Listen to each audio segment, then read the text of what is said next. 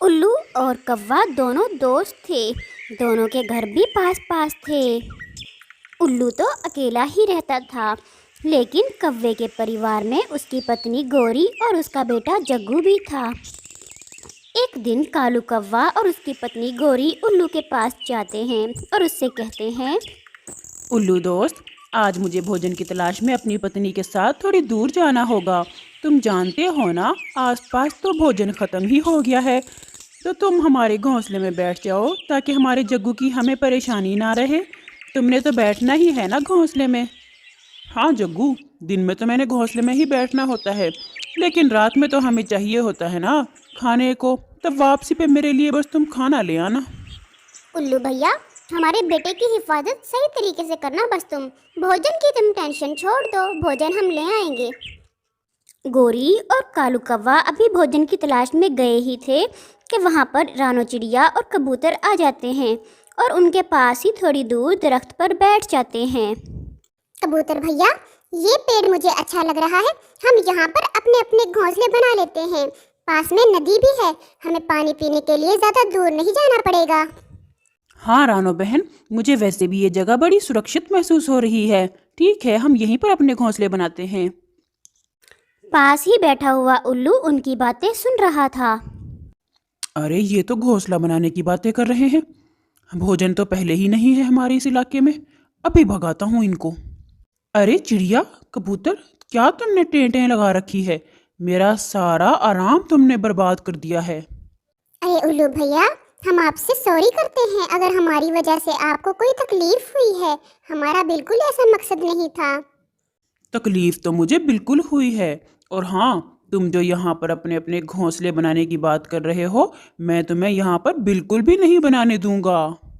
ارے الو بھیا، آپ ایسی بات کیسے کر سکتے ہو؟ جنگل پر کسی پکشی کی کوئی حکمرانی نہیں ہوتی، جس کا جہاں پر دل چاہے اپنا گھونسلہ بنا سکتا ہے۔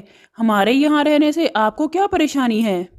ارے کبوتر، دیکھنے سے تو تمہاری زبان بڑی چھوٹی سی لگتی ہے، تم تو بہت زیادہ بولتے ہو۔ میں نے جو کہہ دیا تو کہہ دیا، یہاں پر گھونسلہ نہیں بنانے دوں گا۔ کبوتر بھیا، لڑنے کی کیا بات ہے، ہم یہاں سے چلے جاتے ہیں اور کہیں اور اپنا گھونسلہ بنا لیں گے۔ رانو، اگر ہم اسی طرح ڈر کر بھاگتے رہیں گے تو کہاں پر اپنا گھونسلہ بنائیں گے؟ ہمیں ان سے ڈرنے کی بالکل بھی ضرورت نہیں ہے، میں بھی کبوتر ہوں، دیکھ لیتا ہوں میں اس کو۔ اور تم بھی سنو الو، ہم یہیں پر اپنے گھونسلے بنائیں گے اور یہیں پر رہیں گے بھی، تم سے جو ہوتا ہے کر لو۔ الو واپس کوے کے گھونسلے میں آ جاتا ہے اور رانو اور کبوتر اپنا اپنے گھونسلہ بنانے کا کام شروع کر دیتے ہیں۔ رانو، تم سوکھا گھاس اور تنکے لے کر آؤ، میں دونوں گھونسلوں کی تیاری شروع کرتا ہوں۔ شام تک دونوں مل کر اپنا اپنا گھونسلہ بنا لیتے ہیں اور شام ہو ہی جاتی ہے۔ کالو کوا اور گوری بھی واپس آ جاتے ہیں۔ ارے الو، یہ کون ہے؟ ہمارے پڑوس میں کون آ گیا ہے؟ یہ تو اپنا گھونسلہ بنا کر بھی بیٹھ گئے ہیں۔ تمہیں پتا ہے نا ہمارے یہاں پر تو پہلے ہی بھوجن کی کتنی کمی ہے، اور تم نے ان کو گھونسلہ کیوں بنانے دیا؟ ان کو بھگایا کیوں نہیں؟ ارے بڑا بدماش ہے یہ کبوتر، میں نے اس کو روکنے کی کوشش کی مگر وہ تو مجھ سے لڑائی کرنے لگا اور کہتا، کر لو جو تم سے ہوتا ہے، گھونسلہ تو میں ادھر ہی بناؤں گا۔ اچھا، تو ان کو تو پھر میں بتا کر آتی ہوں۔ اور پھر گوری ان کے پاس جاتی ہے۔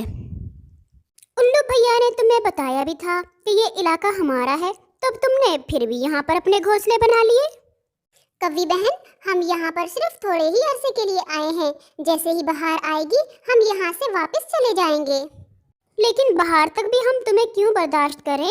ہم یہاں پر پہلے ہی بھوجن کی کمی کا شکار ہیں، تمہیں یہاں سے جانا ہوگا۔ کوی، تمہارے لیے اچھا ہوگا کہ تم یہاں سے چلی جاؤ، میں نے تم سے بھی کہہ رہا ہوں اور الو سے بھی کہا تھا کہ جو کرنا ہے کر لو، لیکن ہم یہاں سے نہیں جائیں گے۔ تم تینوں کے لیے تو میں اکیلا ہی کافی ہوں۔ اچھا کبوتر، تم تو واقعی بہت بولتے ہو، الو بھیا صحیح کہہ رہے تھے، تو اس کا مطلب ہے تمہاری زبان تو کاٹنی ہی پڑے گی، دیکھتی ہوں میں تمہیں بھی۔ گوری وہاں سے اپنے گھونسلے میں واپس آ جاتی ہے اور پھر کبوتر اور چڑیا اپنے اپنے گھونسلے میں سو جاتے ہیں۔ رات کافی ہو جاتی ہے، لیکن الو، کوا اور گوری تو سر جوڑ کر بیٹھے ہوئے تھے کہ کیسے ان کو یہاں سے بھگایا جائے۔ میں تو اپنی بےعزتی کا بدلہ لے کر رہوں گی. بہت تیز بن رہا ہے یہ کبوتر. کالو تم کیسے چپ کر کے بیٹھے ہوئے ہو؟ کوئی اپائے نکالو. تمہیں تو ذرا بھی شرم نہیں آ رہی؟ تمہاری پتنی کی کتنی انسلٹ کی ہے انہوں نے. میرے پاس ایک حل تو یہ ہے کہ ان سے لڑائی کی جائے. ویسے بھی ہم 3 ہیں اور یہ 2، لیکن مجھے لگتا نہیں ہے کہ یہ لڑائی کرنے کے بعد یہاں سے چلے جائیں گے. میرے پاس اس سے بھی زیادہ اچھا حل ہے کوے بھیا. پہاڑوں میں جو چیل رہتی ہے اس سے میری بڑی اچھی دوستی ہے. اس سے کہتے ہیں ان کو بھگائے. دیکھنا یہ تو پیچھے مڑ کر بھی نہیں دیکھیں گے. یہ ہوئی نا بات. مجھے تو پتا تھا الو بھیا، آپ بہت سمجھدار ہو. اب ہم انہیں کیول بھگائیں گے ہی نہیں بلکہ مار مار کر بھگائیں گے. گوری تم گھونسلے میں ہی رہنا چکو کے پاس. میں جاتا ہوں الو بھیا کے ساتھ اس چیل کے پاس. ارے الو بھیا جانا نہیں ہے کیا چیل کے پاس؟ چلو میں نے تو اتنی مشکل سے رات گزاری ہے. کوے بھیا تم نے تو پھر بھی سو کر رات گزار لی ہے. مجھے دیکھو ساری رات سو نہیں پایا. مجھے تو اتنا غصہ ہے اپنی بےعزتی کا. میں تو کب سے انتظار کر رہا ہوں تمہارے اٹھنے کا. اور پھر وہ دونوں چیل کے پاس پہاڑوں کی طرف نکل جاتے ہیں. کبوتر بھیا چلو ہم دانے کی تلاش میں چلتے ہیں. تم بس شام ہونے دو، تھوڑا صبر کرو شام ہونے کا. میرا پتی گیا ہے تمہارا بندوبست کرنے. اگر تمہارے ساتھ یہ چھوٹا بچہ نہ ہوتا تو میں تمہیں بتاتا کہ کس طرح دوسروں پر رعب جمایا جاتا ہے. اور پھر رانو چڑیا اور کبوتر وہاں سے دانے کی تلاش میں چلے جاتے ہیں. ہاں جاؤ جاؤ، آج اور چلے جاؤ کھانے کی تلاش میں. تم آج رات یہاں سو نہیں سکو گے. ارے آؤ پرانے دوستو، بہت دنوں بعد آئے ہو. کہاں رہے ہو اتنے دن؟ اور میری یاد کیسے آ گئی جو پہاڑوں کا رخ کر لیا؟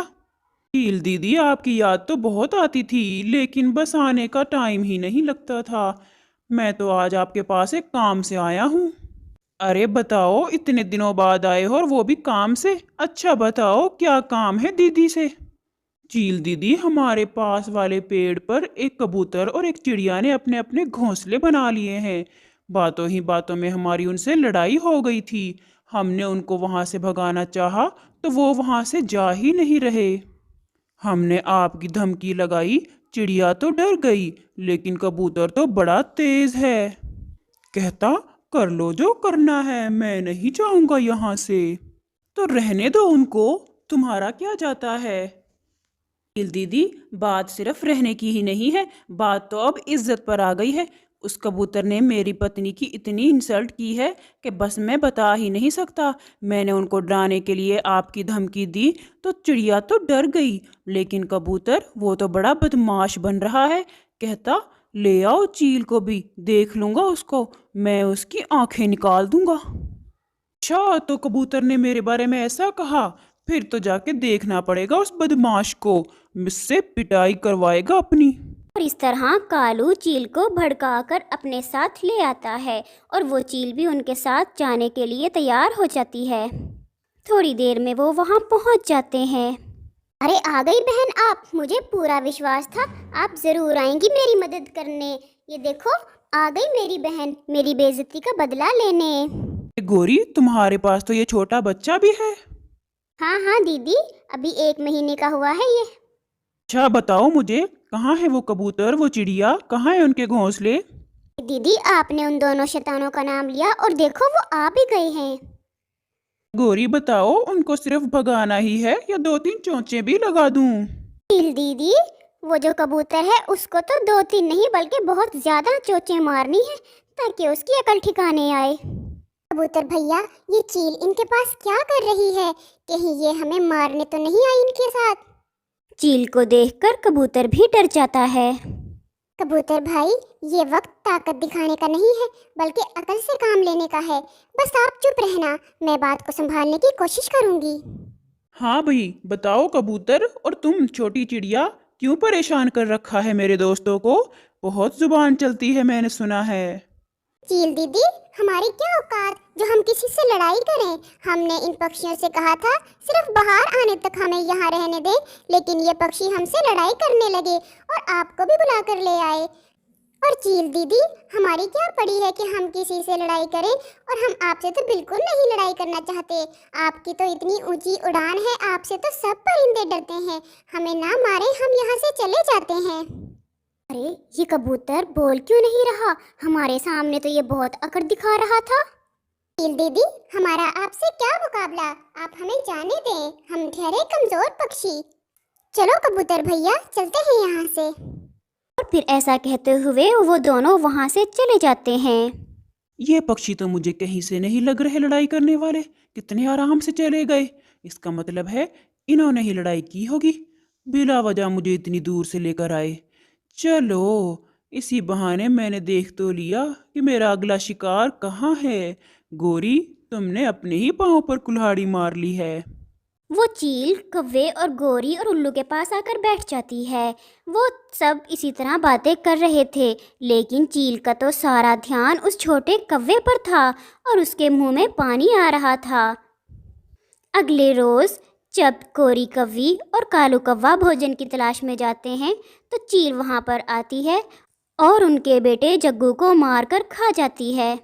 कालू कव्वा और गोरी जब वापस आते हैं तो अपने घोंसले में अपने बच्चे का खून पड़ा हुआ देखते हैं, और गोरी बैठकर बहुत रोती है और इस तरह अपने अंजाम को भी पहुंच जाती है।